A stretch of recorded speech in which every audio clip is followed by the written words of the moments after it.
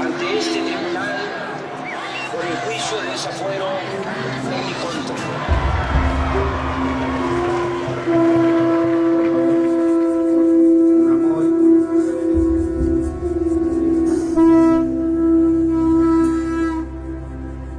No quiero que regrese el conservadurismo, no quiero que regresen los privilegios, no quiero que regrese la corrupción, no quiero que se humille al pueblo, no quiero que se abandone al pueblo, que se margine al pueblo. Reafirmo el compromiso de no mentir, no robar y no traicionar al pueblo de México. Nosotros somos representantes del Estado mexicano, representamos al pueblo de México, nuestro amo es el pueblo de México. Este no es un gobierno faccioso, está al servicio de un sector. Nosotros tenemos que representar al pueblo. El mejor presidente de México nunca perdió la fe en la causa que defendía. Nunca se rindió. Si acaso su error fue no retirarse a tiempo. En el 2022, ahí se le va a preguntar a la gente, ¿quieres que continúe el presidente o que renuncie? Y si la gente dice que renuncie, adiós, a Palenque, Chiapas. Si dice la gente que continúe, a terminar hasta el 24, pero no más.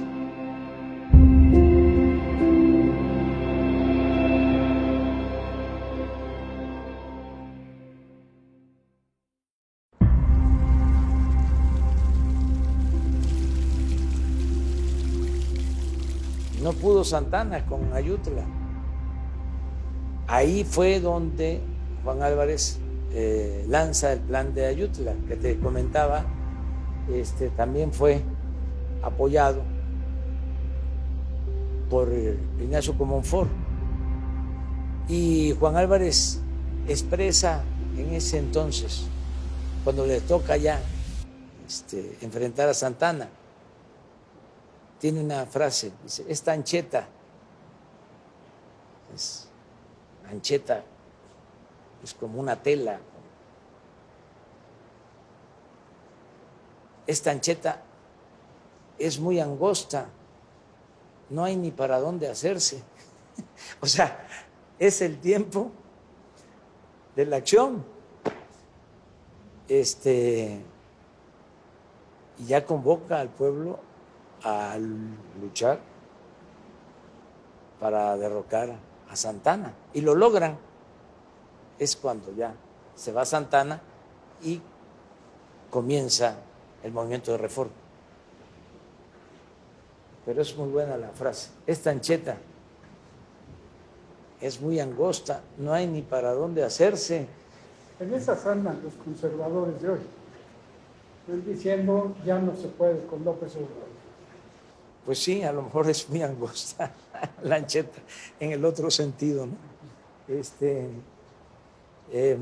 Pero yo los llamo a que se serenen y a que esperen a los procesos democráticos.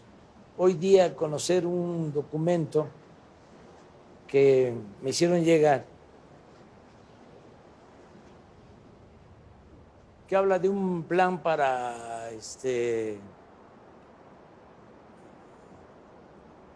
atacarnos. Primero, ganarnos la elección de la Cámara de Diputados.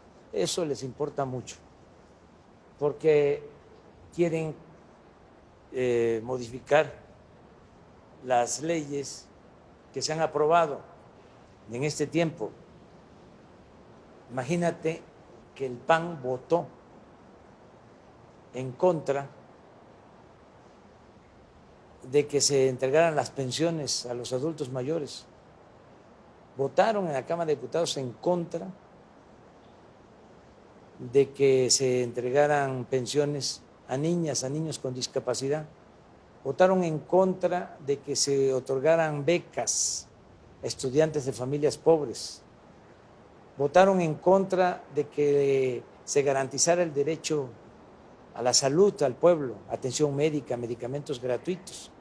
Se reformó el artículo 4 constitucional, pero ellos votaron en contra. Entonces están molestos y quisieran tener mayoría el año próximo para revertir esas reformas. ¿Qué otra cosa les molesta? Bueno, cuando Salinas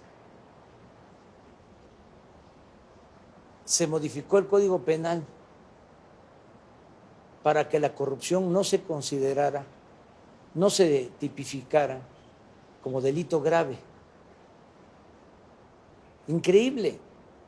Entonces, ahora está en la Constitución que la corrupción es delito grave y no hay derecho a fianza. Entonces eso les molesta mucho. Les molesta mucho que se haya reformado el artículo 28 de la Constitución y que se estableciera que queda prohibida la condonación de impuestos, porque ellos gozaban de ese privilegio. Los que se sentían dueños de México no pagaban impuestos. Pagaba impuesto el campesino, el obrero, el profesional, el comerciante, el pequeño, mediano empresario, pero las grandes corporaciones no pagaban impuestos, les condonaban los impuestos, miles de millones de pesos, condonados en el sexenio anterior, en el sexenio de Fox, de Calderón. Entonces, en el artículo 28, así como está prohibido el que existan monopolios, ya se prohíbe la condonación de impuestos. El presidente no puede condonar impuestos, ni mucho menos el secretario de Hacienda o el director del SAT. Entonces, les molestan mucho esas reformas. Por eso dicen, vamos a ganar, vamos a tener mayoría en el Congreso para reformar la Constitución, dejarla como estaba, como la hicieron ellos para facilitar el saqueo, y luego, según este plan, en el 22, como yo envié también la iniciativa de la revocación del mandato, y me voy a someter a la revocación del mandato en marzo del 2022, ellos ya se están preparando porque piensan que me van a ganar, es decir, que me van a sacar de la presidencia.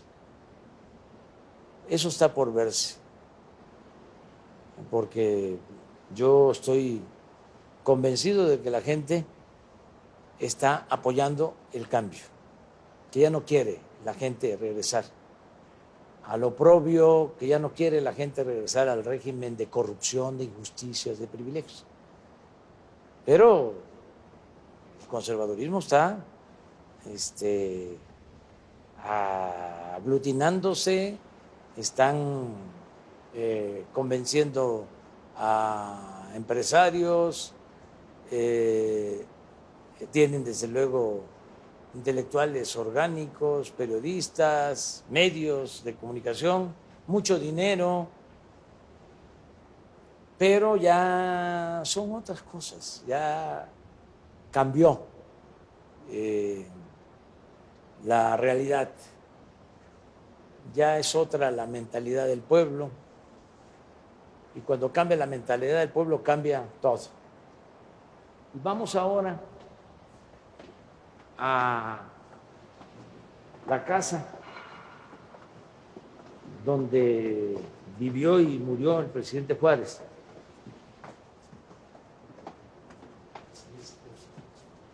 Queda la intendencia del imperio de Maximiliano. No quiso vivir en esta zona. Y decidió vivir acá con su familia.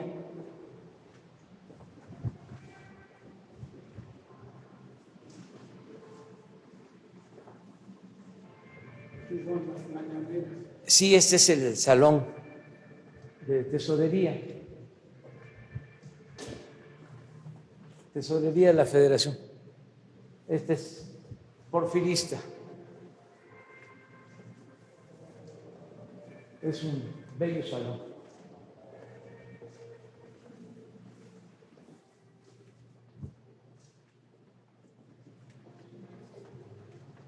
Esos son los patios marianos.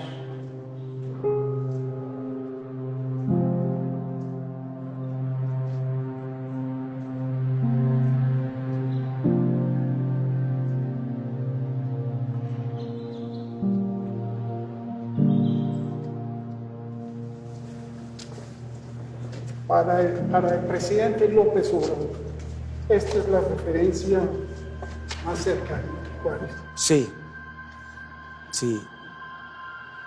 Mira, esta estatua se hizo con cañones que se le arrebataron a los conservadores y con también fragmentos de guerra de la intervención francesa.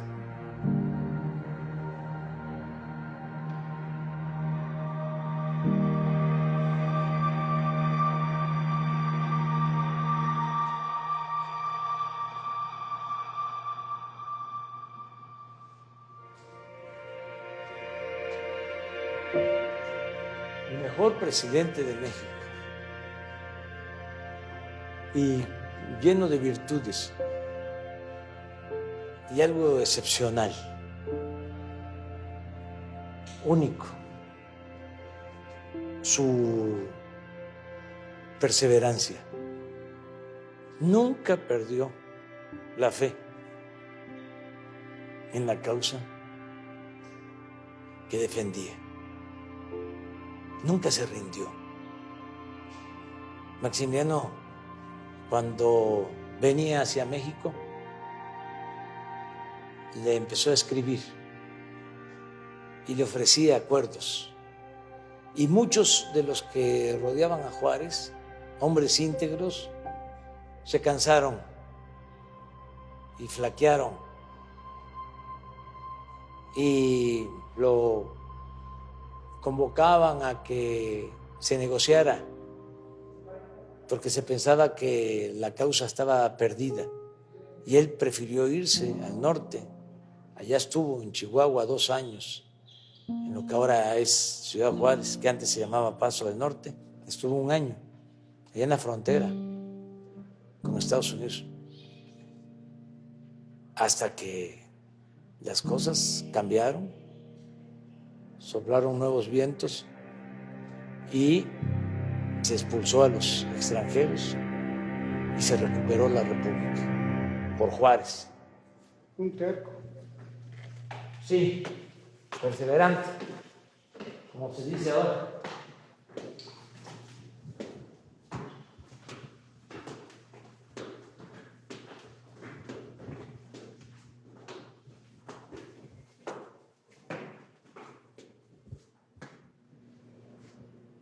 Benemérito de las Américas.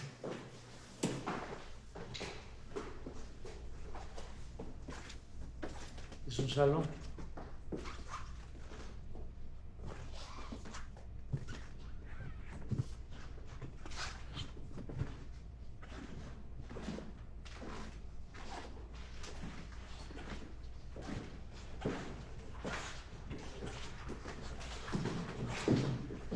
siglo también de llegar,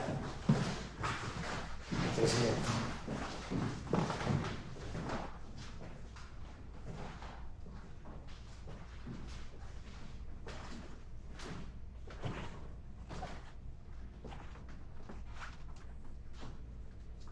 Se han conservado los objetos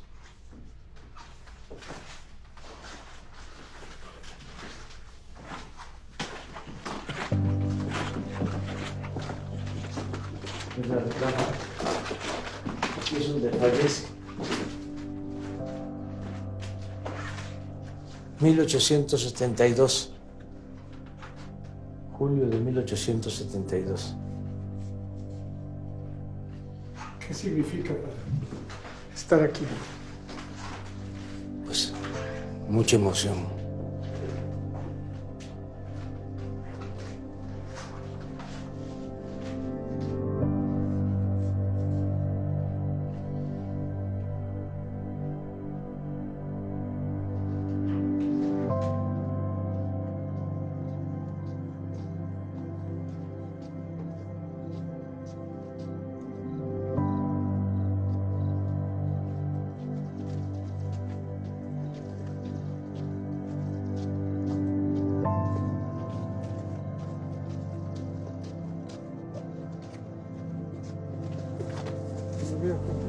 Buenos días.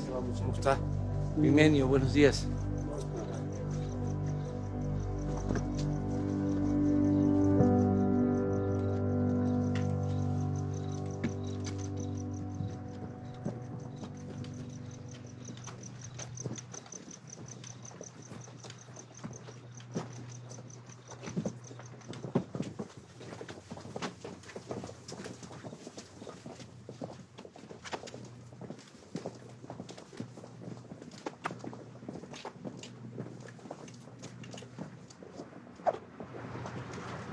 Buenos días. Muy buenos días, señor presidente. ¿Lo estamos checando para qué?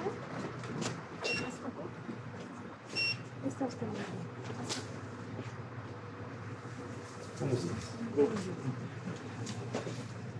Buenos días. Buenos días.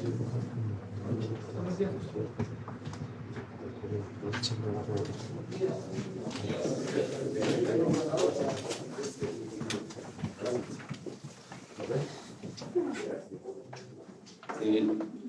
Bueno, tenemos otra gráfica que ahorita la vamos a incluir donde está el número total de delitos por la entidad. Tiene el 20 lugar, considerando todos los delitos por cada 100.000 habitantes y el 22 lugar en forma general, considerando todos los delitos. O sea que está de alguna forma abajo de la media toda esta situación delincuencial en el Estado. Muy bien, pues muy buena información.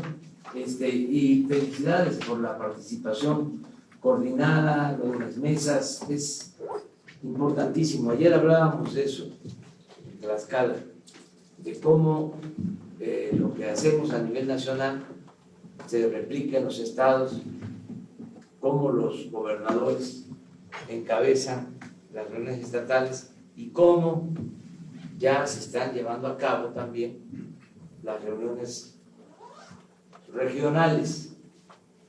Hay dos elementos importantes y uno fundamental, un tercero. Primero, la coordinación. Segundo, la perseverancia. El estar todos los días. Y el tercero, que es fundamental, no permitir la corrupción, el contubernio. Entonces, por eso, más temprano que tarde, vamos a garantizar la paz.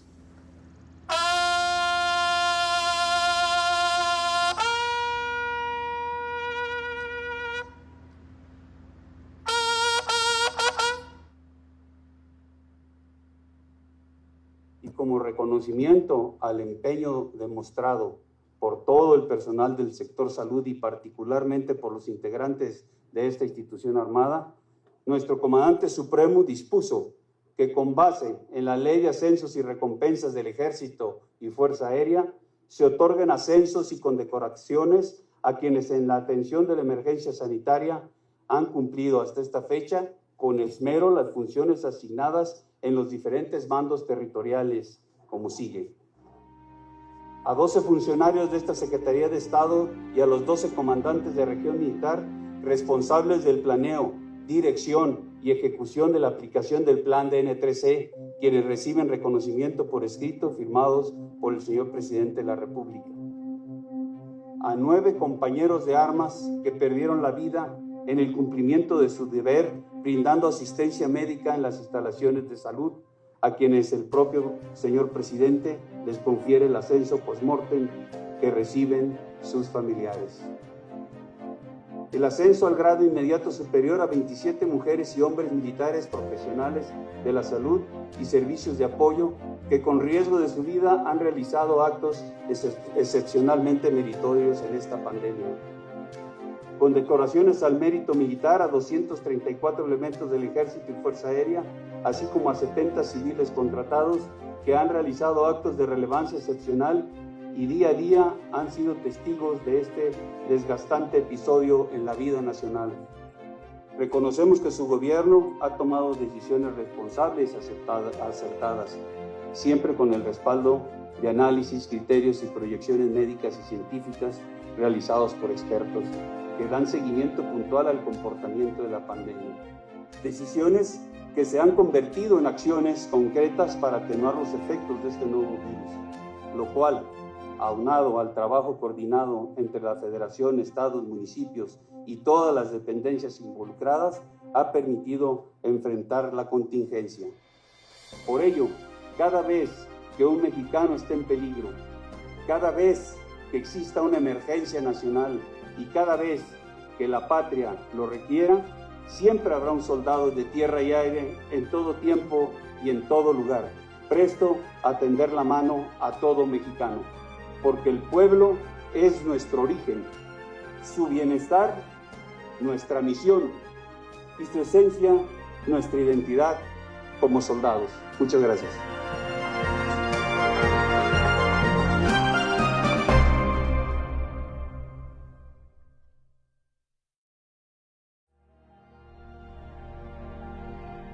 Estaba hablando con Verónica y ella me recordaba a Payán y me decía que Payán dice que no se puede vivir sin hacer nido. Sí, así es. Este es el nido. Aquí estamos, sí. Y sus órdenes son mis deseos. O sea, la que manda, el que manda. Así es. Aquí hay parejura, igualdad. Aquí donde vivimos, ya saliendo de aquí, aunque este espacio está en el Palacio, ya actúo como presidente. Pero aquí, en esta sala, en este recibidor, pues soy el compañero de Beatriz, el papá de José Ramón, de Andrés Manuel, de Gonzalo Alfonso y de Jesús Ernesto. Y vamos muy seguido a nuestra casa de Tlalpan también. Es un lugar que queremos mucho ahora porque nos separa precisamente de todo lo que pasa aquí en el centro y en este edificio. Pasamos seguido, ¿verdad? Sí, un día. A la semana por lo menos. Quizá tierra. Sí. O esto es tierra también. Esto es tierra, claro que sí, y a mí me gusta mucho porque estoy cerca de donde trabajo, donde estoy más tiempo. Y luego de Tlalpan para acá, aún ahora que no hay mucho tráfico, son 20, 25 minutos y temprano. Y aquí puedo dormir un cuarto de hora, 20 minutos más, porque salgo y a las 6 de la mañana, un poquito antes, estoy en la reunión de seguridad. No vengo de Tlalpan, estoy aquí. Y todo el día también pendiente de lo que pasa en el país. Este es el centro de mando. Entonces, me gusta más estar aquí, pero Beatriz no quiere dejar la querencia. Y entonces vamos un día por semana a Tlalpan, allá, a la otra casa. A nuestra casa. A la casa acá, al nido. Pero este es el otro. Al nido mayor, por así llamarlo. Pero realmente la casa es donde tú vives, ¿no?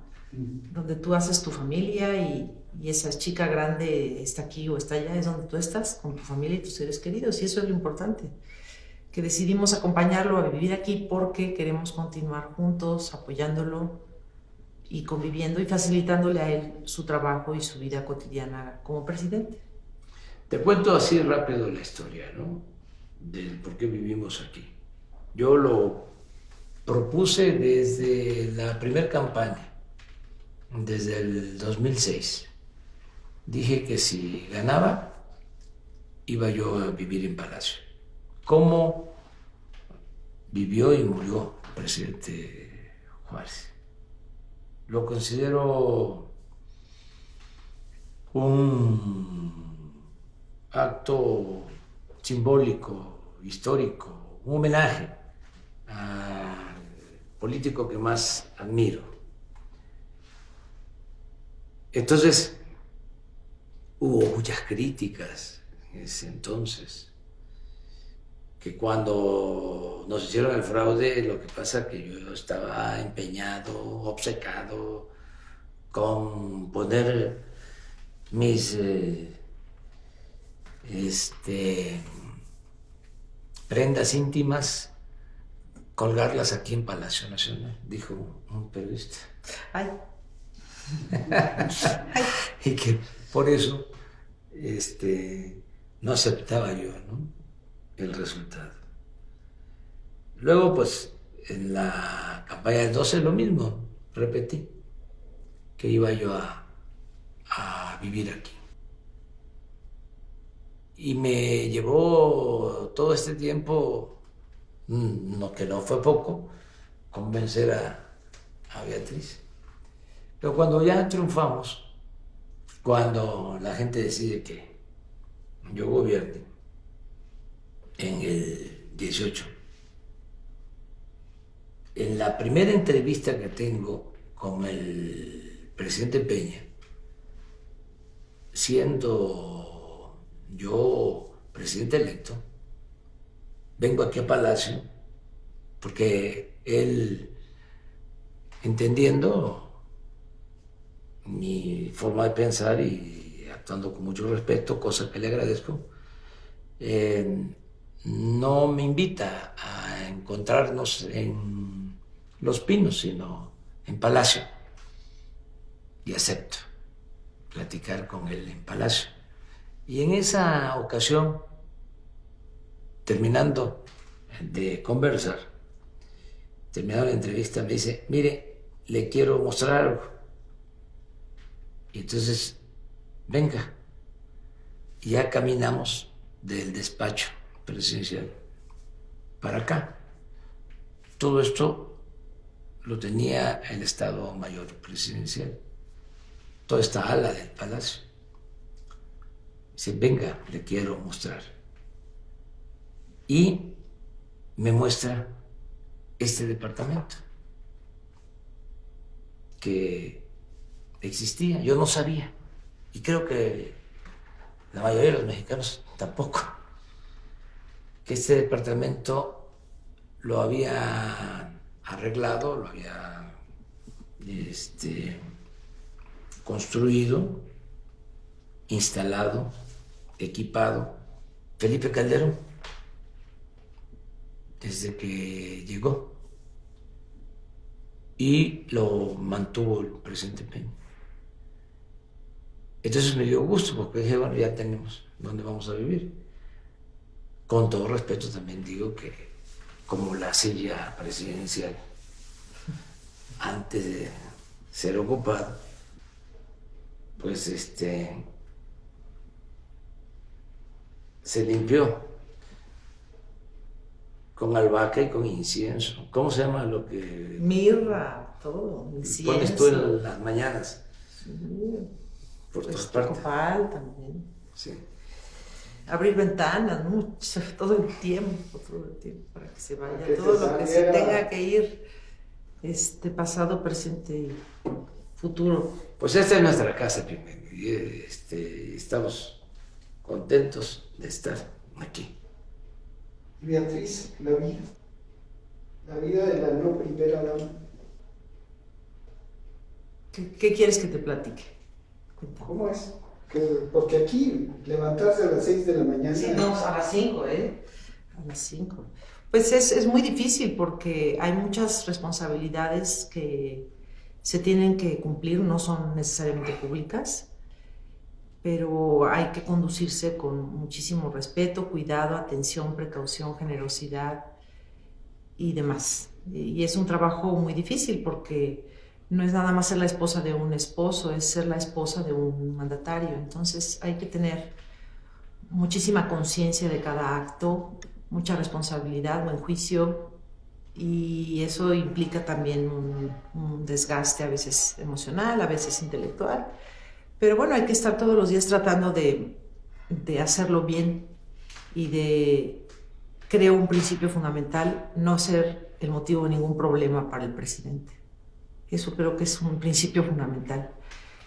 ¿Qué no hacer? Y ya qué hacer, eso se va resolviendo pues conforme cada día transcurre. Pero qué no hacer lo es muy claro. Que tienen que acabarse. Para la verdadera transformación de la vida pública de México, tenemos que comenzar a pensar y actuar diferente. Por ello, hoy he venido a proponerles que pongamos fin a la idea de la primera dama. Con todo respeto a las mujeres que han actuado antes con este papel, decir primera dama es algo clasista. Todas somos mujeres, todas hacemos algo importante. No podemos detenernos ahora asumiendo que hay mujeres de primera y mujeres de otro tipo. Mi propuesta es que todas nosotras somos mujeres de México. Las mujeres que junto con hombres vamos a construir una patria más incluyente y más solidaria. Es importante también expresarles que no tengo intereses político-electorales. Y para ser más clara, no voy a ser candidata a nada ni seré funcionaria pública. Así que no imaginen un escenario diferente. Queremos paz y vamos a conquistar la paz a fuerza de palabras y diálogo. Les dejo esta invitación, esta reflexión, mi propuesta. Muchas gracias, compañeras, compañeros. Gracias, mi capitán. ¡Arriba Veracruz! ¡Viva México! ¡Viva la mujer! No ser testigos silenciosos. No, de ninguna forma. Tú eres testigo de que no soy testigo silenciosa, te comento cosas, te opino, te participo en mis inquietudes y no todo lo consulta, actúa con independencia, con criterio. No todo lo consulto, No sí te todo. pregunto. No, hay veces que... Bueno, ni modo que te diga, ¿puedo salir? Pues, no, pero hay veces que pones un texto, ¿sí? De algo que tú consideras ha sucedido, ¿no? Bueno, sí, pues sí, pero... Y lo digo porque a lo mejor mis adversarios Piensan pueden estar pensando no, de que... tus adversarios piensan que yo soy una mujer oprimida, sometida, soy... No, oigan, no, esperen. Ya, las mujeres mexicanas de este tiempo somos mujeres con criterio propio, somos mujeres que tomamos nuestras decisiones, respetamos a nuestras parejas nos respetan, pero hacemos también nuestras cosas, no nada más las cosas que hacen ellos. Creo que a eso te refieres, ¿no? Sí, a eso me refiero, a que eres una mujer con criterio. Pues ojalá que lo sea, pero por lo pronto sí me gusta pensar que tengo capacidad de decidir por mí misma las cosas que hago. Y sopesar por qué las hago o no las hago, ¿no? También eso me importa mucho. Y con la conciencia clara de que no te eligieron a ti los mismos. No, bueno, eso lo tengo claro desde muchísimo tiempo. El voto que se ejerce en México por un candidato es por el candidato, no por su familia, ni su esposa, ni sus hijos, ni sus nietos. Y por tanto también la responsabilidad cuando gana es de la persona. Y los que estamos alrededor pues solamente somos compañía, somos parte de su entorno. Nosotros no tenemos ninguna responsabilidad legal en las decisiones que toma el presidente en este caso, el gobernador, el presidente municipal. Es una idea equivocada que tiene mucha gente, que es un poder compartido el de la esposa o el esposo. Eso yo creo que es legalmente no está fundamentado. Y lo segundo, nuestro trabajo, el de quienes estamos acompañando a la persona elegida, pues es ser responsables y actuar con plena conciencia para apoyarlo, apoyar y apoyar a los que se pueda, pero no tenemos ninguna responsabilidad, digamos, legal. Además, la figura de primera dama en este caso, por ejemplo, ni siquiera es una figura que esté en una ley o en un reglamento. Fue una tradición, ya es una tradición superada, creo yo, y ahora hablamos de la esposa del presidente como se puede hablar de la hermana, de la tía, del sobrino. Yo, por ejemplo, a mí me dicen mucho, soy la mamá de Jesús y no me acompleja, yo soy la esposa del presidente y no tengo ningún problema en serlo y espero estar haciéndolo bien. Tú tendrás una opinión. Muy bien. Pero yo creo que no tenemos atribuciones y yo no quiero tenerlas tampoco, ni manejo presupuestario, ni nada que tenga que ver con el ejercicio de un cargo para el cual se escogió solo a una persona, no a una familia. Sí. Como dice la Constitución. Sí. Beatriz tiene los pies en la tierra, no levita. Ha resistido la tentación del poder. Dicen que el poder, cuando no hay ideales, atonta a los inteligentes y a los tontos los vuelve locos. Beatriz está muy consciente de que estamos aquí con una misión, con un objetivo, con un propósito: transformar a México. Y no podemos de ninguna manera continuar con vicios, con malas costumbres, con todo eso que caracterizó un periodo largo en la historia de México. Entonces sí ha sabido Beatriz autolimitarse, y además no ha querido dejar sus actividades de siempre. No estás para saberlo ni yo para contarlo, pero ayer estaba en la computadora en una teleconferencia con otros maestros revisando tesis de alumnos de posgrado de la Universidad de Puebla, donde trabaja. Y eso lo hace permanentemente, y lo que yo considero su pasión. No me refiero a Jesús, Ernesto. Bueno, es que tengo muchos trabajos que hacer. Tu pasión. ¿Mi pasión personal, pues, sí, te refieres? Sí. Sobre tu novela. Vamos a hablar de la novela de la Siberia mexicana. Lo que estás escribiendo acerca de cómo fue el porfiriato en Quintana Roo. Bueno, pues yo tengo, además de ser esposa del que tienen aquí enfrente y de mamá de un hijo y hermana de mis hermanos y sobrina de mis tías y de mis tíos, tengo un trabajo personal. Yo trabajo en una universidad pública y doy clases en posgrado. y además realizo investigación científica en temas literarios.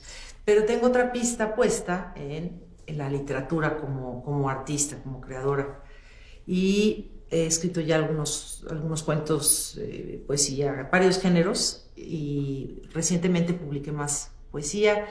Y desde enero comencé a escribir una novela que terminé hace un mes aproximadamente, una novela histórica que espero este año pueda salir, referente a el estado de Quintana Roo, que en aquel tiempo, a principios del siglo XX, no era considerado un estado, sino un territorio federal. Se convirtió en estado, si mal no estoy, hasta los 70, ¿no? Se convirtió en el estado de Quintana Roo. Sí. En aquel tiempo pertenecía a Yucatán y por un decreto presidencial se separa de Yucatán y se convierte en territorio federal. Y se fundó una capital de base. Entonces yo le seguí la pista a una persona que sí existió, un dramaturgo, y en efecto este personaje pasa un tiempo en ese territorio perteneciendo al ejército. Y una de las cosas que más pues tuve que investigar es qué existía en el entorno histórico en aquel tiempo, ¿no? El papel que jugaba, por ejemplo, el jefe político siendo a la vez el jefe militar de un estado. Eso era muy común, ser tanto el comandante militar como el gobernante, ¿no? La simbiosis de los poderes que ya no existe más en México, afortunadamente. Poder es civil, ya no es militar, y está separado. Entonces eso ya de entrada me interesó mucho, leí muchísimo sobre las ordenanzas militares, sobre, desde luego, hidrografía, orografía. Descubrí, yo no sabía que Yucatán y la península tienen una superficie calcárea y por eso es tan difícil la agricultura de ciertos productos, ¿no? En fin, así me fue llevando mi personaje, o yo me dejé llevar por él, hasta encontrar cómo aquel territorio se convirtió en una cárcel clandestina del gobierno del Porfiriato. Básicamente de 1903-4 hasta 1915, cuando desaparece a través de la liberación de los presos que la lleva a cabo Salvador Alvarado. Entonces, la novela transcurre en ese tiempo y el personaje es un soldado que le toca atestiguar todos los trabajos forzados que realizan los presos para la construcción de las vías férreas, para la construcción de muelles, de puertos. Y curiosamente, me toca a mí encontrarme con todas las pandemias que se verificaron en la península y en todo el país en aquel tiempo, ¿no?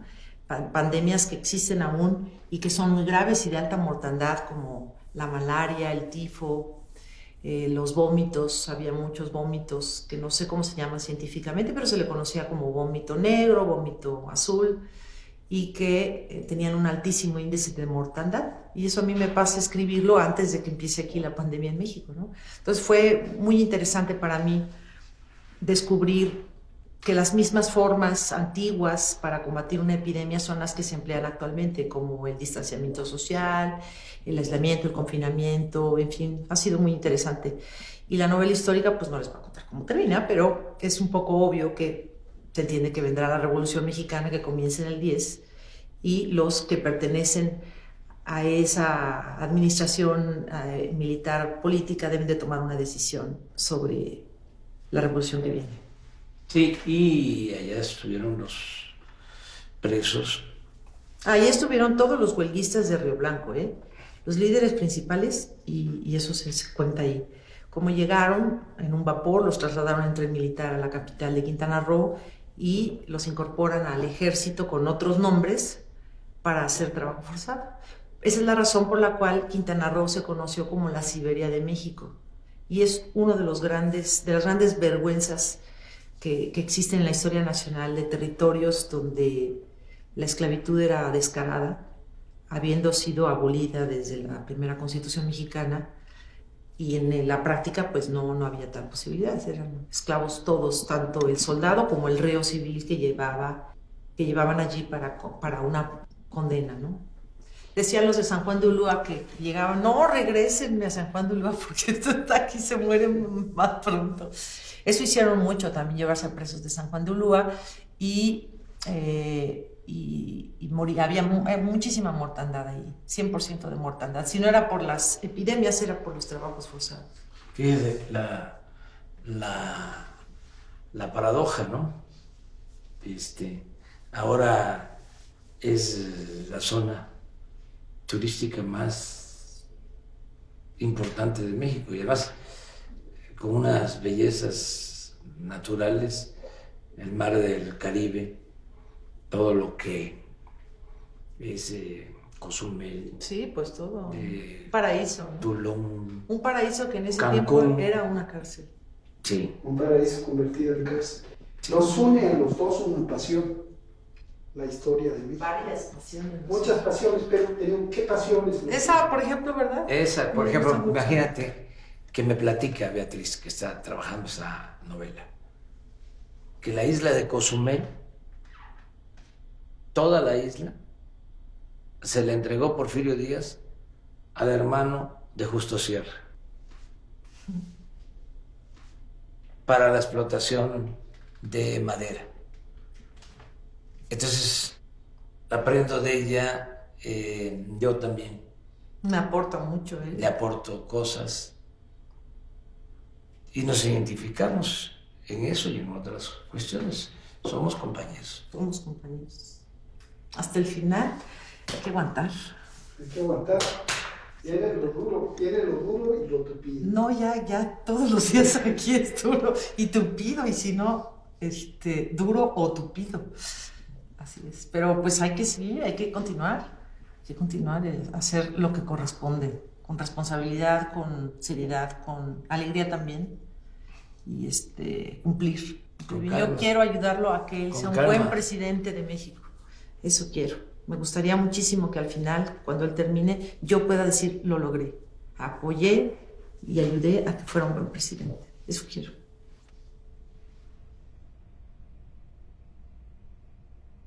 Pues esta era la casa del presidente Juárez.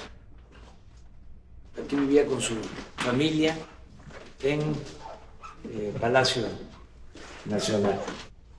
Ven que aquí hay otras cosas que tienen que ver con su historia personal, sus objetos.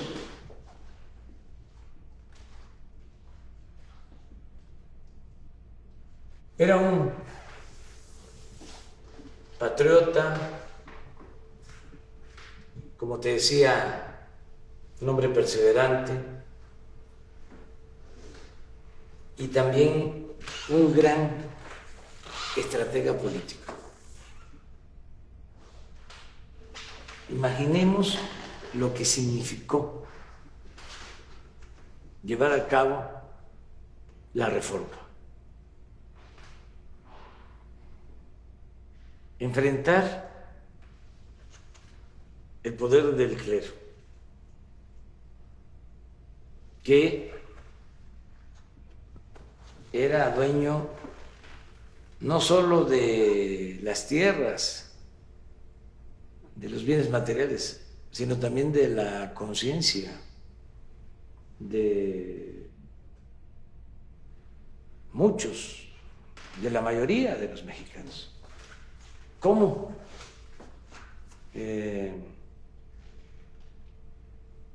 se puede vencer a una institución tan poderosa? ¿Cómo lo hizo? Bueno, primero con ideales, con principios y haciendo conciencia de que se necesitaba la reforma, porque las tierras estaban abandonadas, no había progreso material, todo se concentraba en pocas manos. Por eso la reforma tiene que ver con el reparto de la tierra.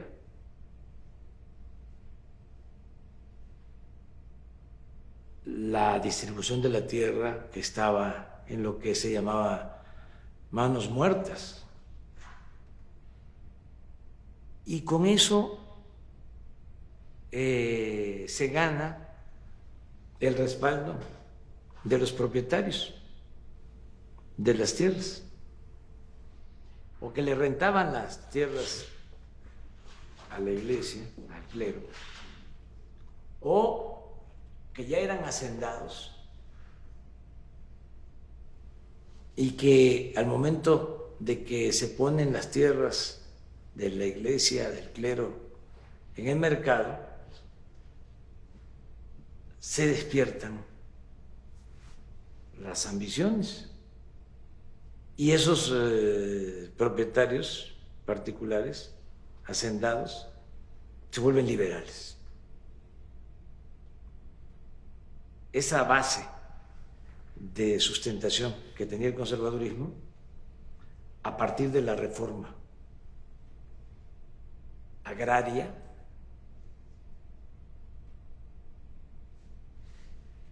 lo que tuvo que ver con el reparto de las tierras del clero, despierta el apetito, la ambición, y muchos se vuelven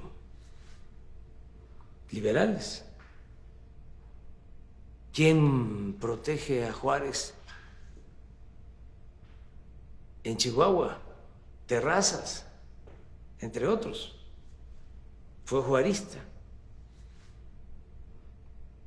Jesús Carranza, el papá de Venustiano Carranza, fue juarista y eran hacendados, liberales. Entonces, sí era una estrategia política. O sea, cómo aglutina esas fuerzas para poder enfrentar al conservadurismo y llevar a cabo la reforma. Lo otro que es también genial, la manera en que procura no confrontarse con el gobierno estadounidense y busca inclusive la alianza para enfrentar la intervención francesa. Primero se llevó bien y admiraba a Lincoln, y luego busca el acuerdo con el gobierno estadounidense. Tan es así que por eso se va al norte, por eso se va a Chihuahua, a la frontera con Estados Unidos. Una de las cosas que se le critican es que en la búsqueda de acuerdos para enfrentar la intervención y primero el conservadurismo, la reacción conservadora, llega hasta aceptar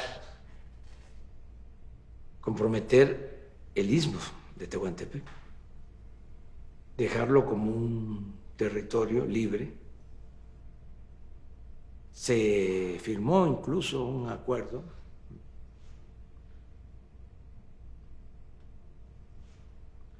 de Melchor Ocampo con McLean, que era ministro del gobierno estadounidense, afortunadamente, también de esas cosas de la historia, ¿no?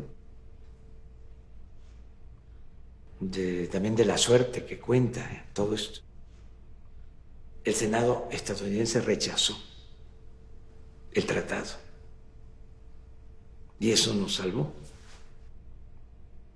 Pero bueno, hay que ver en qué circunstancias se presentaron estos hechos, ¿no?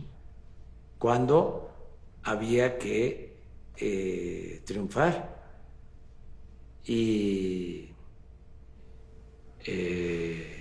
establecer la reforma y defender a la patria de la invasión francesa. Entonces, un estratega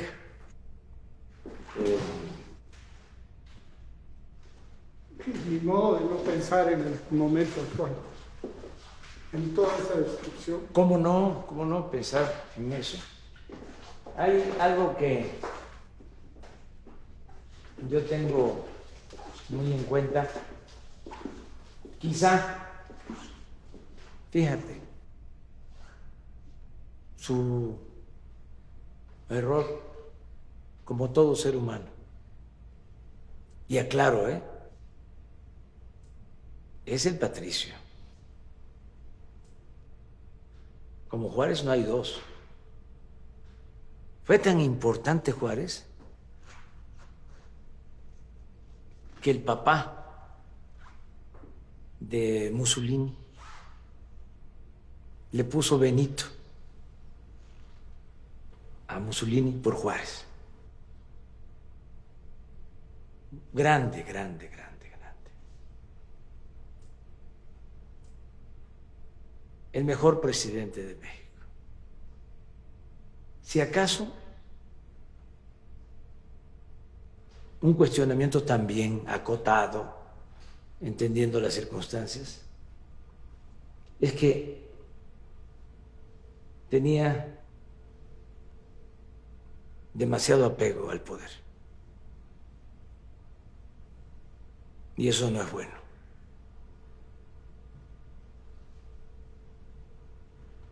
Porque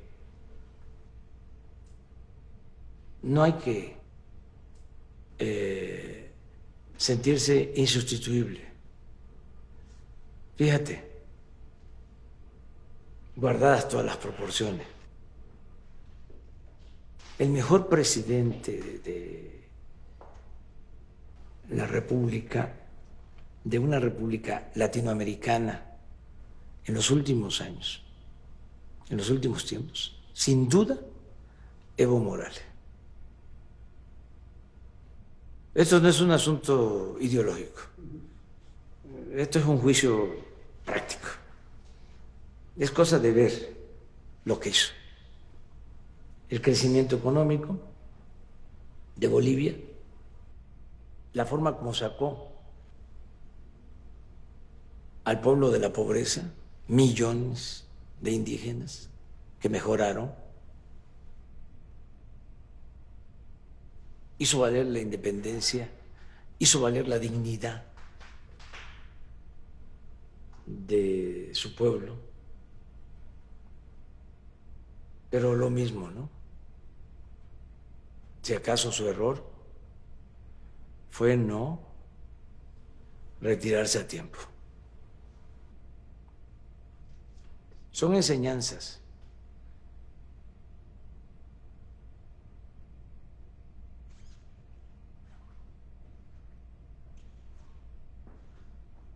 Juárez ya había enfrentado, bueno, muchas confrontaciones, hasta con sus mismos compañeros del Partido Liberal. Bueno, primero enfrentó al ambicioso de Porfirio Díaz, que se le rebeló con el plan de la Noria.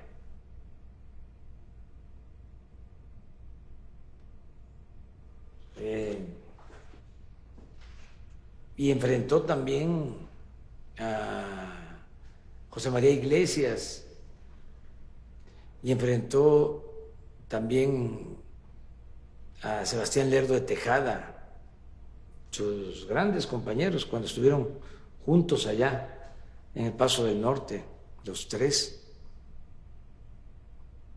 porque venían las elecciones y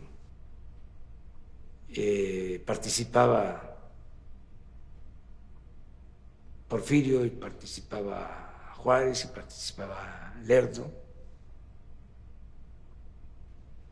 Cuando muere en el 72, lo sustituye Lerdo que igual hace un buen gobierno, pero luego tiene que enfrentar a Porfirio en elección, y la rebelión de Porfirio Díaz con el plan de Tuxtepec, con la bandera de la no reelección. Y se quedó 34 años en la presidencia. Ese es un tema que todo político, transformador desde luego, no político acomodaticio, sin principios, sin ideales, pero un político serio, responsable, tiene que pensar que no es eterno.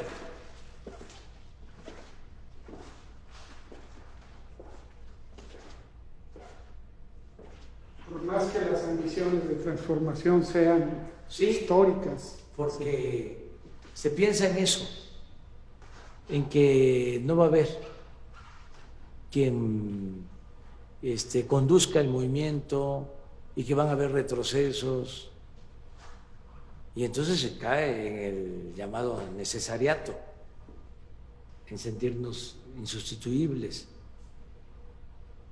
Yo estoy, si el pueblo me apoya, hasta el 2024.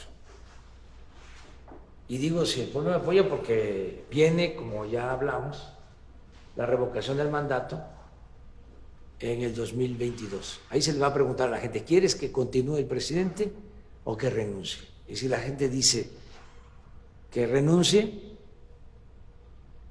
adiós a Palenque, Chiapas. Cuando empezó todo eso. Sí, dice la gente que continúe, a terminar hasta el 24, pero no más, no reelección. Y van a salir los que continúen con la transformación, mujeres u hombres. Y espero, eso sí, mira,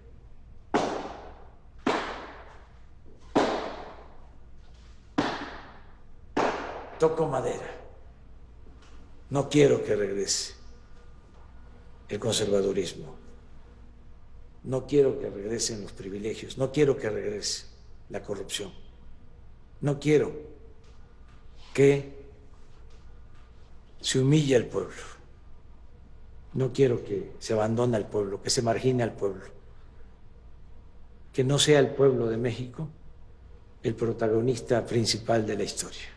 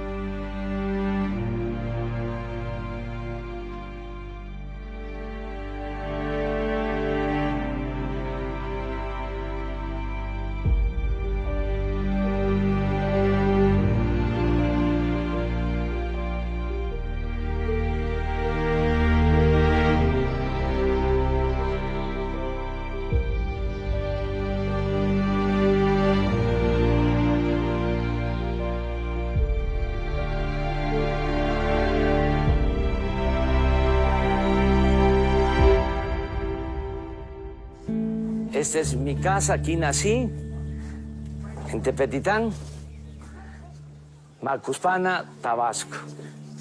La verdadera felicidad es darle la mano a quien lo necesita y que caminemos todos juntos.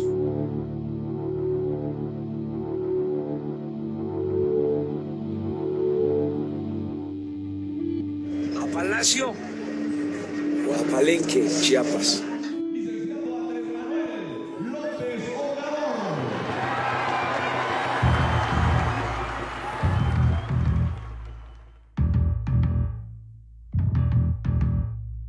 Para no hacer de mí cono pedazos, para salvarme entre únicos e impares, para cederme un lugar en su Parnaso, para darme un rinconcito en sus altares. Me vienen a convidar a arrepentirme, me vienen a convidar a que no pierda, me vienen a convidar a indefinirme, me vienen a convidar a tanta mierda. Yo no sé lo que es el destino. Caminando fui lo que fui. Ay, adiós, que será divino. Yo me muero como viví. Yo me muero como viví. Yo me muero como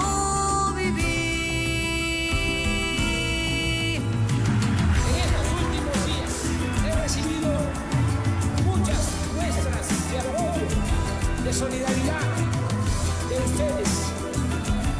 Les quiero desaforadamente. Muchísimas gracias, amigas y amigos. Yo quiero seguir jugando a lo perdido.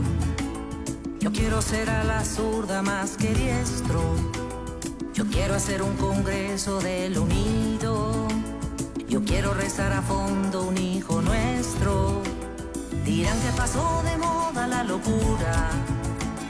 Dirán que la gente es mala y no merece, mas yo partiré soñando travesuras. ¿Acaso multiplicar panes y peces? Yo no sé lo que es el destino.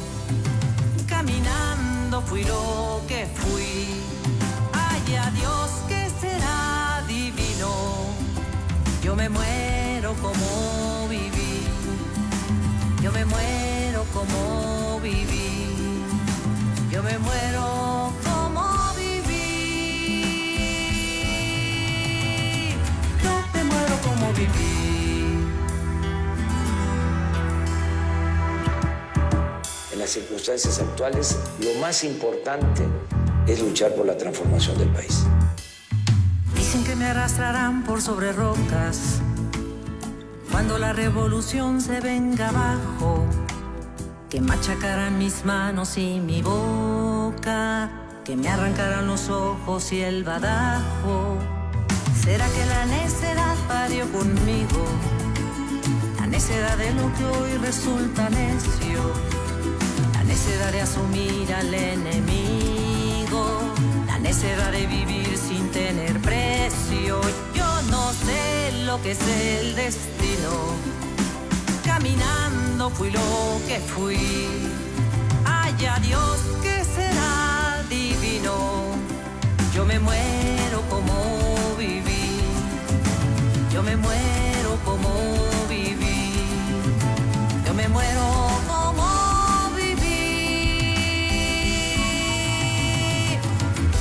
La verdadera felicidad es darle la mano. Darle la mano al que se ha quedado atrás para que se empareje y que caminemos todos juntos.